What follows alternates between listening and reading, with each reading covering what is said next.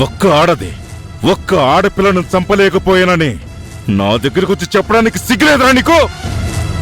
ఏం లేదురా మన దగ్గర? మనుషులు లేరా? బలం లేదా? బలగం లేదా? ఆ పిల్లను చంపే అవకాశం లేదా అక్కడ? ఎందుకు చంపలేకపోయారు? ఏం చేయమంటావు బావా? దాదాపు చంపేశాం బావా, కానీ సమయానికి ఆ అన్నపూర్ణ వచ్చి కాపాడింది. ఆవిడే వచ్చి అడ్డు పడకపోయింటే ఈ పాటికి వేద అనేది చచ్చుండేది. అన్నపూర్ణ అసలు ఎవర్రా ఈ అన్నపూర్ణ? నా కోసమే పుట్టిందా? నా కుటుంబాన్ని అవమానించడానికి పుట్టిందా? నా రాజకీయ జీవితానికి నాకు సమాధి కట్టడానికి పుట్టిందా? వాళ్ళ ఇంటికి వచ్చి అవమానించి వెళ్ళినా ఏం చేయలేకపోతున్నా. నా భార్యను పట్టుకుని నడి రోడ్డు మీద కొట్టినా ఏం చెయ్యలేకపోతున్నా. ఏం చెయ్యాలా దాన్ని? ఆ అన్నపూర్ణాన్ని దెబ్బ కొట్టడానికి, ఆ ఇంట్లో చావు చూడ్డానికి ఇన్ని ప్రయత్నాలు చేస్తున్నా మనం గెలవలేకపోతున్నాం డాడీ. ఈ డోస్ సరిపోదు, ఇంతకు మించి ఏదో చెయ్యాలి. ప్రాణాలు తీయాలనుకోవడం కంటే పెద్దదేముంటుంది బేబీ? ఉంటుంది మమ్మీ.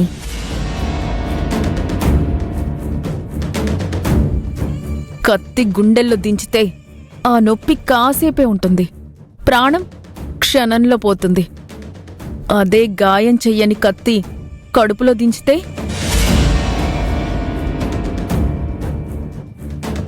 ఆ నొప్పి కలకాలం ఉంటుంది. ప్రాణం పోతే బాగుండు అనేంతగా ఆ నొప్పి అలాగే ఉంటుంది, బతికి ఉన్నంత కాలం ఉంటుంది. అలాంటి నొప్పిని కలిగించాలి ఆ అన్నపూర్ణకి, ఆ అన్నపూర్ణ కుటుంబానికి. డాడీ, నీ కూతురుగా నీకు నేను మాటిస్తున్నా డాడీ, అలాంటి నొప్పిని నేను అన్నపూర్ణకిస్తాను, ఖచ్చితంగా ఇస్తాను. చూస్తూ ఉండండి.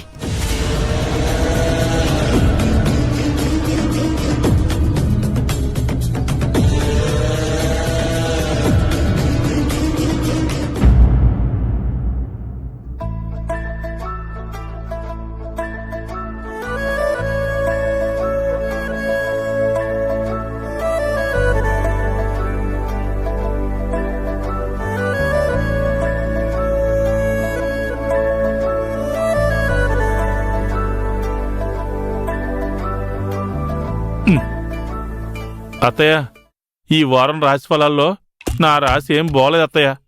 చాలా టెన్షన్గా ఉంది. ఇదిగో చూడలుడు, జాతకాలు నమ్ముకుంటే జీవితాలు మారవయ్యా. చేతుల్లో ఉన్న రేఖల్ని కాదు, మనం బాగుండాలి అంటే చేతుల్ని నమ్ముకోవాలి, కష్టాన్ని నమ్ముకోవాలి. రేఖల్ని నమ్ముకోవడానికి నా చేతిలో రేఖలు ఎక్కడున్నాయి? వంటగదిలో గరిట తిప్పి తిప్పి తిప్పి ఇదిగో చేతిలో రేఖలు లేకుండా అరిగిపోయాయి. బాధపడకు బావా, శిల్పాలు చెక్కేవాడిని పిలిపించి మళ్ళీ నీ చేతిలో రేఖలు చెక్కిద్దాంలే.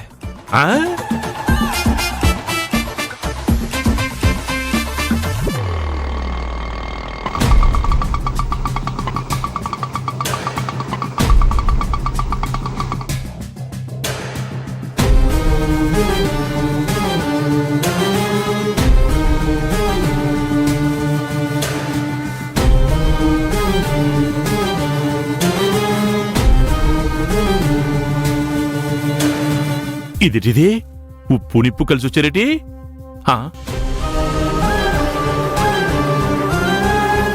అమ్మో, నా వైఫ్ కూడా వచ్చింది.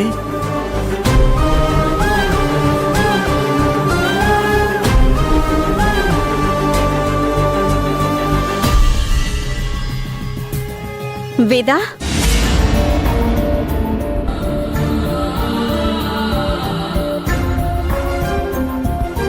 నిర్మల, తనతో పాటు మీరు. వేదా, ఏమైంది అలా ఉన్నావు?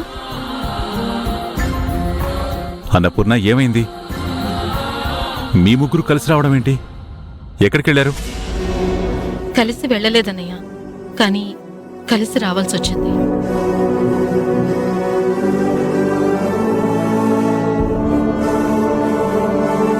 ఏమైందమ్మా? ఎందుకు వేద అలా ఉంది? మాట్లాడవే. ఏమైంది నా కూతురుకి? వేద చెప్పు, ఏమైంది?